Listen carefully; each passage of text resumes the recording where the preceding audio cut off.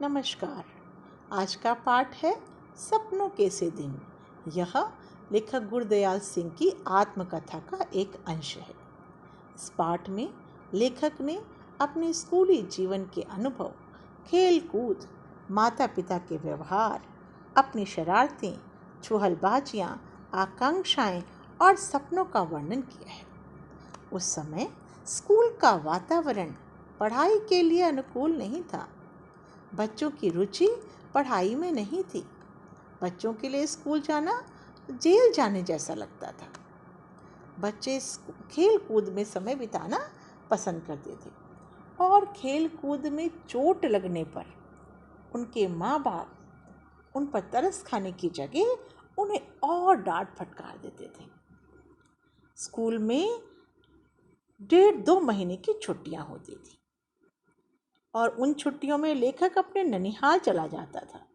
नानी उनकी बोली और कम खाने की आदत से बहुत खुश होती थी। जिस साल लेखक ननिहाल नहीं जाता था, उस साल वह अपने मित्रों के साथ गांव के तालाब पर जाता और वहीं पर अपना मनोरंजन करता था। इस प्रकार छुट्टियां बीतने लगती और स्कूल का दिया हुआ काम याद आने लगता। लेखक स्कूल के काम को करने के लिए हिसाब किताब लगाता, परंतु अंत में होमवर्क न होने पर उन बहादुर बच्चों की तरह सोचने लगता जो काम करने से मार खाना बेहतर मानते थे।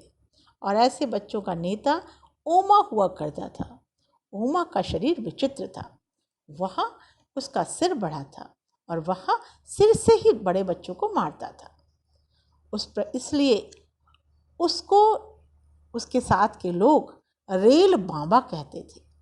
लेखक का स्कूल छोटा था। सुबह की प्रार्थना के समय सभी बच्चे कतारों में खड़े हो जाते थे। अध्यापक भी उनके पीछे, उनकी कतारों के पीछे हाथ बांध कर खड़े होते थे। और अनुशासन का जिम्मा मास्टर प्रीतम चंद का होता था।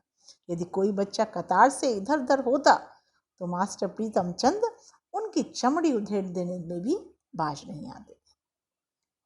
बच्चे खुशी से स्कूल नहीं जाते थे, परंतु जब स्काउटिंग का अभ्यास होता और वे अपने हाथों में रंग बिरंगी झंडियां लेकर हिलाते और स्काउटिंग का अभ्यास करते तो उन्हें स्कूल जाने में बहुत मज़ा आता था। जब बच्चे बिना गलती किए स्काउट परेड करते तो मास्टर प्रीतम चंद उन्हें बहुत शाबाशी देते थे और उनकी शाबाशी उन्हें फौज के तमगों जैसी लगती थी। लेखक को नई किताबें नहीं मिल पाती थी। हेडमास्टर शर्मा जी किसी अमीर बच्चे की पुरानी किताबें लाकर उसे देते थे। लेखक मानता है कि यदि पैसे खर्च करने पड़ते तो शायद उसकी पढ़ाई 3री-4थी कक्षा में ही छूट जाती। लेखक ने दूसरे विश्व युद्ध का वर्णन किया है।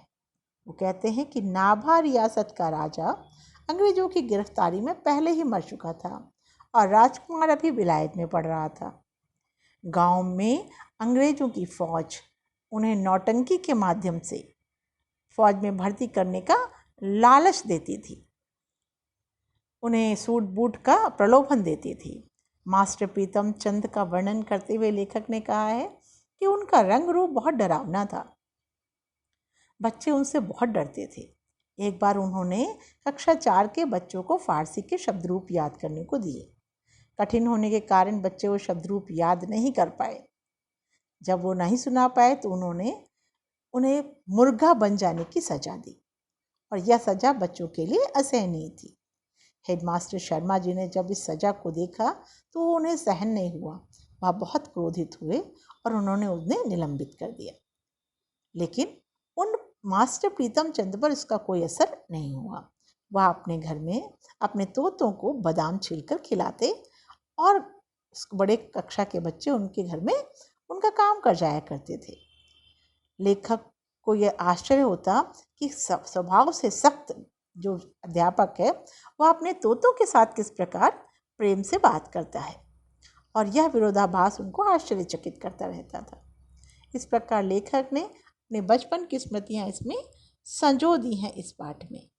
और आपको इस पाठ को पढ़कर ऐसा प्रतीत होगा कि यह आपके ही जीवन